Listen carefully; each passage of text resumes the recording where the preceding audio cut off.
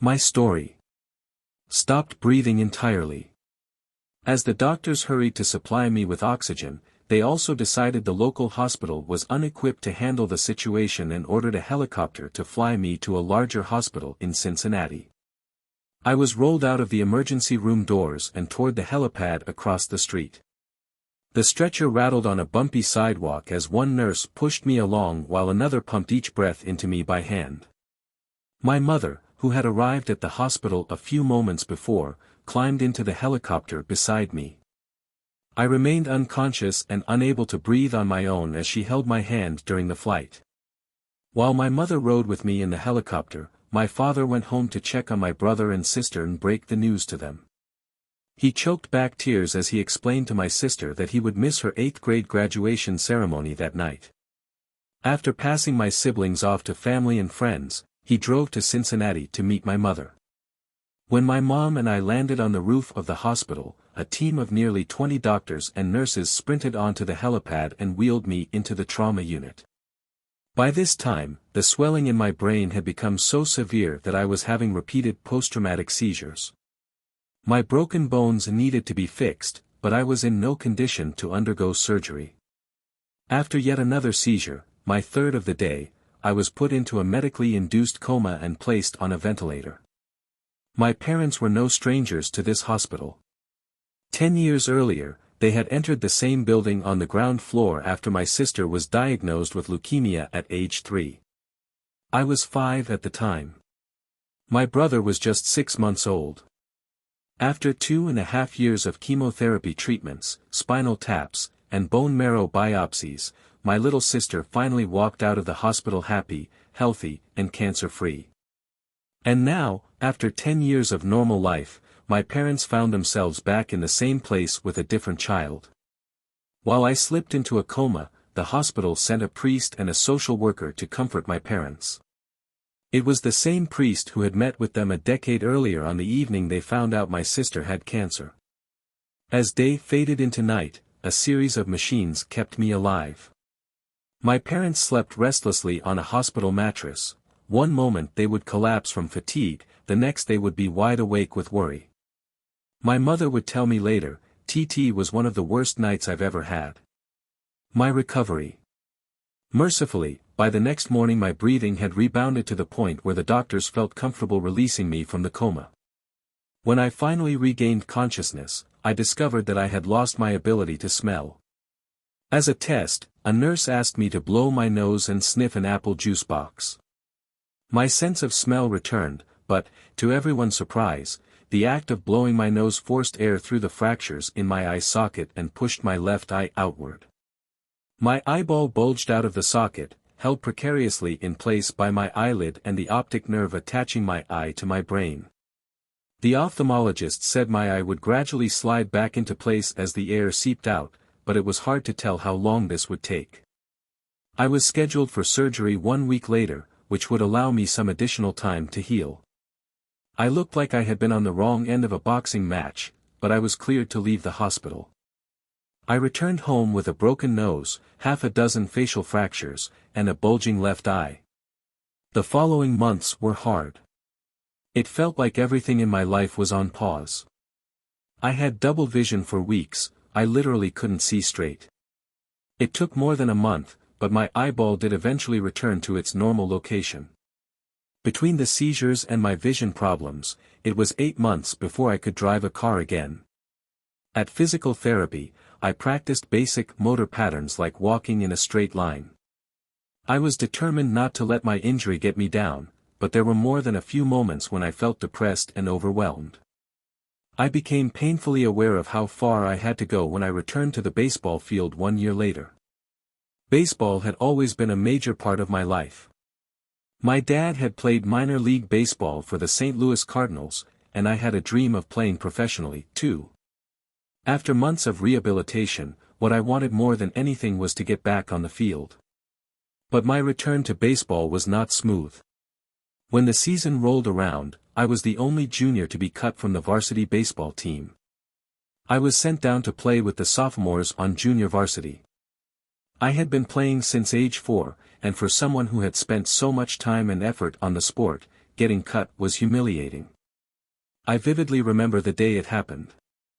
I sat in my car and cried as I flipped through the radio, desperately searching for a song that would make me feel better. After a year of self-doubt, I managed to make the varsity team as a senior, but I rarely made it on the field. In total, I played 11 innings of high school varsity baseball, barely more than a single game. Despite my lackluster high school career, I still believed I could become a great player. And I knew that if things were going to improve, I was the one responsible for making it happen. The turning point came 2 years after my injury, when I began college at Denison University. It was a new beginning, and it was the place where I would discover the surprising power of small habits for the first time. How I learned about habits. Professionally. However, looking back on those years, I believe I accomplished something just as rare: I fulfilled my potential. And I believe the concepts in this book can help you fulfill your potential as well. We all face challenges in life. This injury was one of mine, and the experience taught me a critical lesson: changes that seem small and unimportant at first will compound into remarkable results if you're willing to stick with them for years. We all deal with setbacks, but in the long run, the quality of our lives often depends on the quality of our habits. With the same habits, you'll end up with the same results. But with better habits, anything is possible. Maybe there are people who can achieve incredible success overnight. I don't know any of them, and I'm certainly not one of them. There wasn't one defining moment on my journey from medically induced coma to academic All-American. There were many. It was a gradual evolution, a long series of small wins and tiny breakthroughs. The only way I made progress, the only choice I had, was to start small. And I employed this same strategy a few years later when I started my own business and began working on this book. How and why I wrote this book. In November 2012, I began publishing articles at jamesclear.com. For years, I had been keeping notes about my personal experiments with habits, and I was finally ready to share some of them publicly. I began by publishing a new article every Monday and Thursday. Within a few months, this simple writing habit led to my first 1,000 email subscribers, and by the end of 2013 that number had grown to more than 30,000 people. In 2014, my email list expanded to over 100,000 subscribers, which made it one of the fastest-growing newsletters on the internet. I had felt like an imposter when I began writing 2 years earlier, but now I was becoming known as an expert on habits, a new label that excited me but also felt uncomfortable. I had never considered myself a master of the topic, but rather someone who was experimenting alongside my readers. In 2015, I reached 200,000 email subscribers and signed a book deal with Penguin Random House to begin writing the book you are reading now. As my audience grew, so did my business opportunities. I was increasingly asked to speak at top companies about the science of habit formation, behavior change, and continuous improvement. I found myself delivering keynote speeches at conferences in the United States and Europe. In 2016, my articles began to appear regularly in major publications like Time, Entrepreneur, and Forbes. Incredibly, my writing was read by over 8 million people that year. Coaches in the NFL, NBA, and MLB began reading my work and sharing it with their teams. At the start of 2017, I launched the Habits Academy, which became the premier training platform for organizations and individuals interested in building better habits in life and work. Fortune 500 companies and growing startups began to enroll their leaders and train their staff. In total, over 10,000 leaders, managers, coaches, and teachers have graduated from the Habits Academy, and my work with them has taught me an incredible amount about what it takes to make habits work in the real world. As I put the finishing touches on this book in 2018, jamesclear.com is receiving millions of visitors per month and nearly 500,000 people subscribe to my weekly email newsletter, a number that is so far beyond my expectations when I began that I'm not even sure what to think of it. How this book will benefit you. The entrepreneur and investor Naval Ravikant has said, to write a great book, you must first become the book. I originally learned about the ideas mentioned here because I had to live them. I had to rely on small habits to rebound from my injury, to get stronger in the gym, to perform at a high level on the field, to become a writer, to build a successful business, and simply to develop into a responsible adult. Small habits helped me fulfill my potential, and since you picked up this book, I'm guessing you'd like to fulfill yours as well. In the pages that follow, I will share a step-by-step plan for building better habits, not for days or weeks, but for a lifetime. While science supports everything I've written, this book is not an academic research paper, it's an operating manual.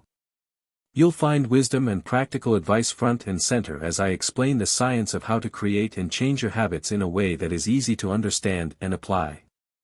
The fields I draw on, biology, neuroscience, philosophy, psychology, and more, have been around for many years.